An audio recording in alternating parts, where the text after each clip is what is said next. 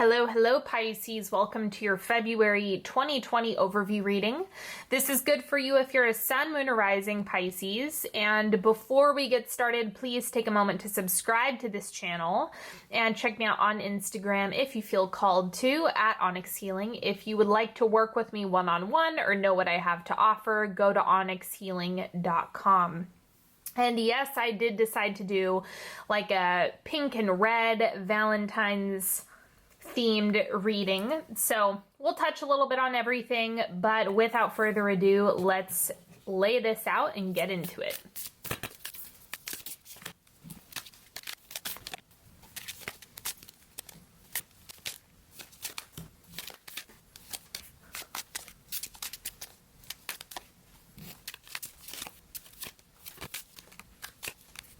All right, let's get started with your oracle cards. First thing, harmony. I know in my heart that when something is right, it feels easy and breezy, even though that sounds cheesy. With this in mind, I banish all stress, insecurity, and tedious work from my relationships. Then I invite harmonious relationships into my life and let them show up on their own time. Easy breezy things are rarely punctual. So this is really getting into a flow state, in a space of allowing, not getting into gridlock around relationships is really going to help you. That's true of business partnerships, platonic relationships, romantic relationships. Think about harmony as being a key piece of it. Then we have the key to getting what I want is to ask for it. So make your asks in February more concrete. Make them solidified. Be explicit about what you're inviting into your space. A lot of the time, if you have a vacancy and you're just kind of okay with whatever, you can kind of call in counterparts to like wounds that you haven't worked out. And so active manifestation, specifically asking for what you want, is the best way to go about it, for the most part. Okay, the central energy for you is the Six of Wands. This is victory, success, getting what you want and what you need. This is a really fulfilling card, so I think it's kind of like you get to do a victory dance in February. Like there's a lot of movement and progression this month.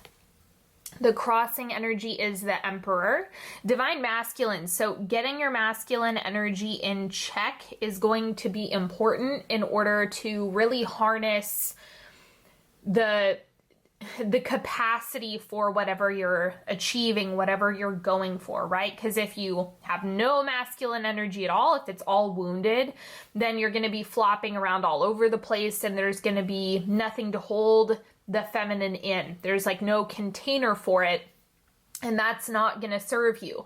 In the same breath, if you have way too much masculine energy to the point where it's making you feel suffocated and restricted, that's also not really conducive to flowing and expanding. So you really want to find your right balance with all of that. Don't underestimate the power of structures and honoring whatever it is that you're needing to commit to, but also don't drown yourself in having every waking moment of your day planned.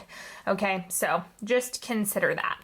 Now, what you have moving out is the Ten of Wands. This is overwhelm, feeling like there's too much to do, not enough time. I think this is all coming to an end because this is what's moving out. So I don't think you're going to be in that state much longer if you're still feeling that overwhelm. To me, this looks like things are growing and improving and expanding in the direction that you want it to go. Now, the one condition on that is you have to ask. Don't forget to ask. Okay, don't throw a Hail Mary. Be really explicit about what you're wanting to create, and that's what's going to put you in the right direction. The oncoming energy is the Queen of Swords. Okay, so there is independence and autonomy on the horizon. So I'm just getting that this energy is either about you doing things that are unconventional or owning that side of yourself that wants to do things a different way. Or this could also be legitimate, like you're finally getting the plane off the ground with something.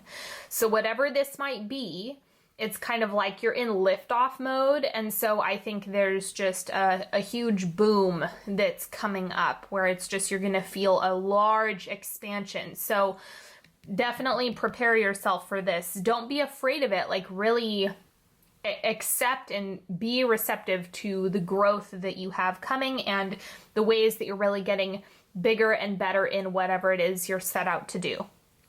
Let's look at money, finances. We have the Hermit. Do the internal work around money. I really think that focusing less on what you're seeing on the outside world and taking a hard look at how do you feel about money? What energy do you have when you check your bank account? What are you feeling, and what is the story that you're telling yourself about bills or about your finances? Really take a microscope to all of those little nooks and crannies where anger, frustration, resentment, old stories, limiting beliefs can live. I see the Hermit as you doing digging around all of that. Every time you level up, every time you're moving into a next stage, especially when it comes to finances, there's going to be things that you didn't recognize were there that come up again, that you have to work through more layers of it. And the Hermit is helping you to do that so you can really get yourself into the right energy around money. All of the answers exist internally. All of the solutions exist internally. Go within yourself to get clarity around all things financial, or to figure out what your next steps are. This is a call to meditate. This is a call to get quiet. It's just a lot of energy. It's very, very heavily energetic. Try not to focus too much on practicality. I know that sounds crazy. I'm not saying ignore your responsibilities, of course. That would be absurd. But the thing with the Hermit is you do not want to get, please, if there's one thing you take away from this, do not get locked in, well, that's not realistic. That is kryptonite for money. So you want to move away from, that's not realistic. Okay, that's programming. You don't know what's possible. Are you God? You know, like, you really have to consider that more is possible than what the program is. That's why you want to do the internal work, transition out of that.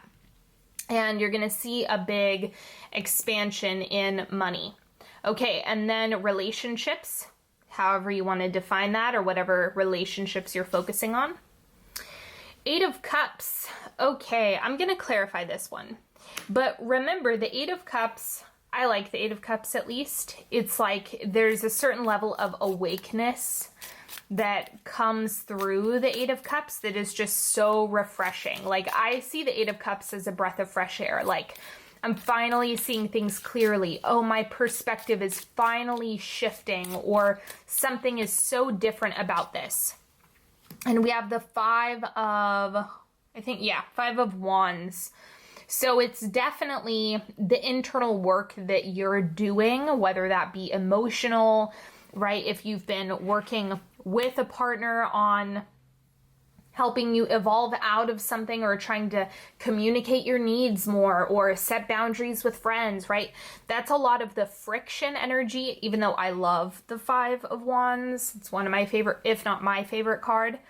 You know, it's how you grow. Like, relationships are going to improve as a result of this 5 of Wands. It's not going to hold you back. It's going to enhance what you already have working for you. The 8 of Cups is simply a reminder that things are really developing on an emotional level for you. Enjoy this. Enjoy this fresh perspective, or this new energy, this expansion, even if it's uncomfortable. It's going to put you in such a great position with whatever relationships you're wanting to help, support, resolve, get clarity on. It's going to bring you all of that. Now let's look at the advice for you. We have the 4 of Cups. I'm going to clarify this one as well.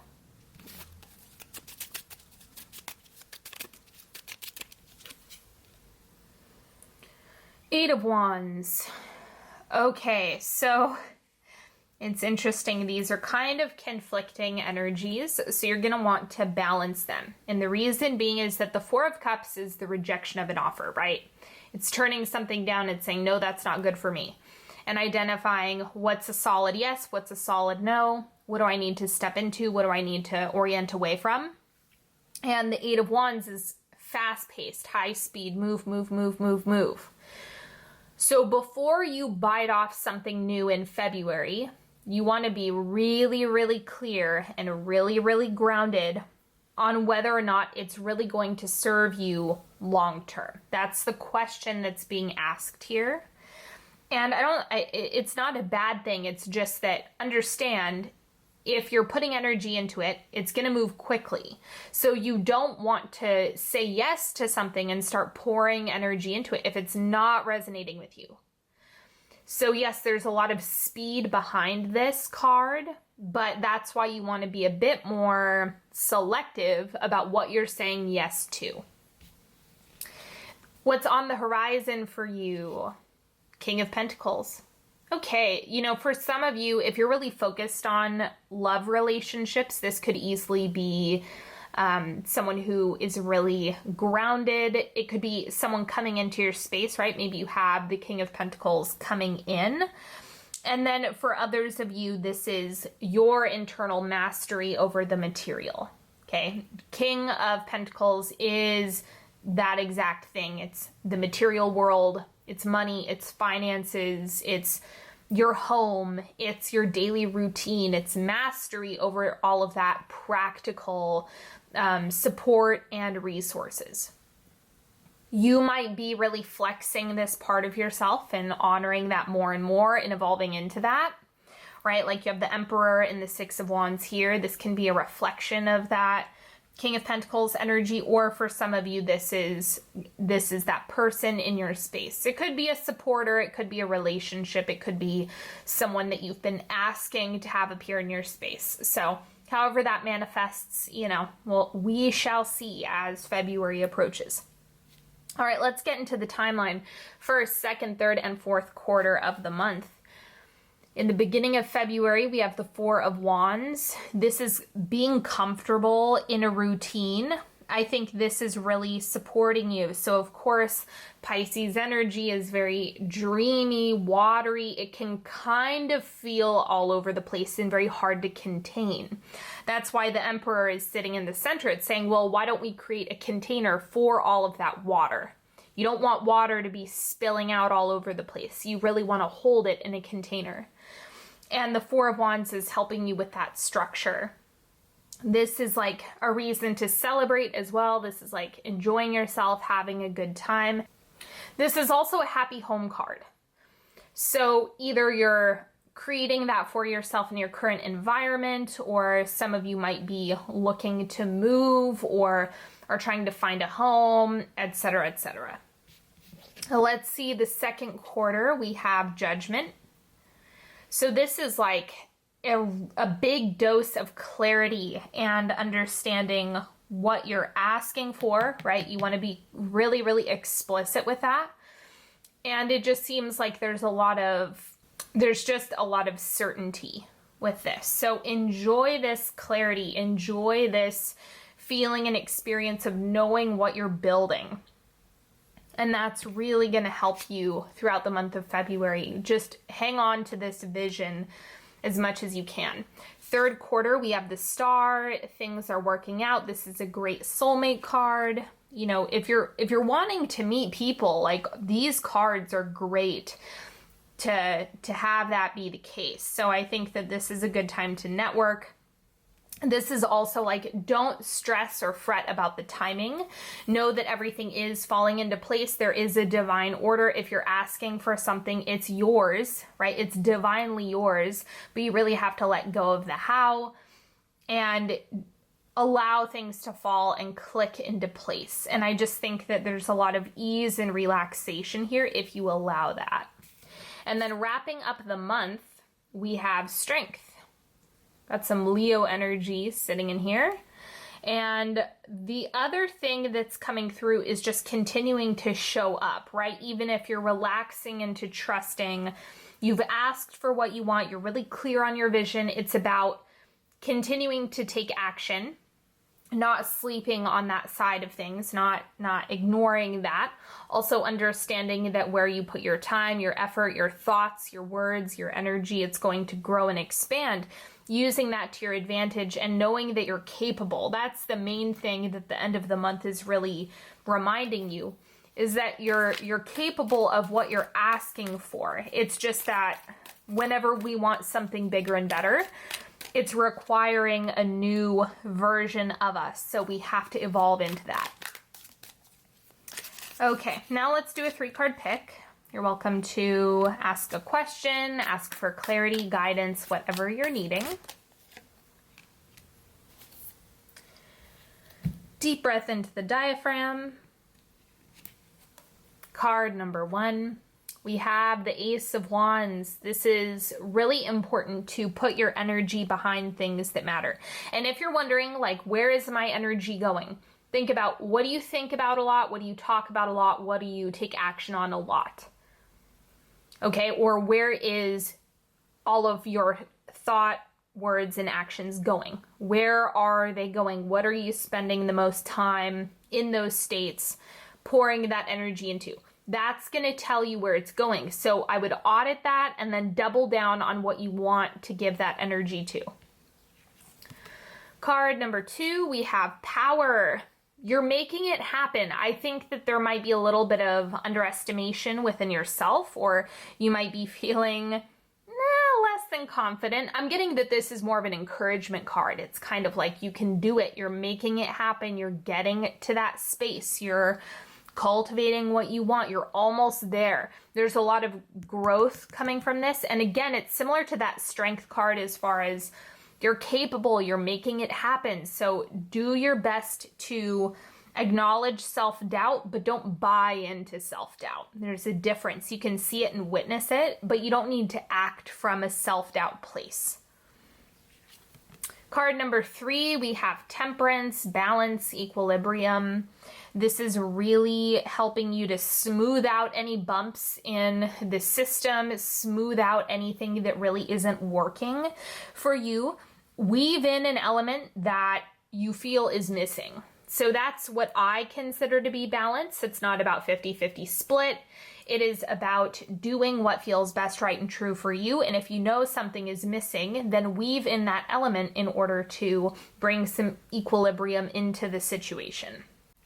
Thank you so much for spending some time with me today. I hope you've enjoyed this reading. If you did, go ahead, give it a thumbs up and subscribe to this channel. And if you would like to work with me one-on-one, you guys know I do cold psychic readings, which means I just do an energy check with you and answer all of your questions. There might be some tarot in there. All of the info is on onyxhealing.com, so go check that out. Or you can take a look at the links in the description box. And until next time, have a beautiful February, everybody. I am sending you nothing but love, and I will talk to you later. Bye-bye.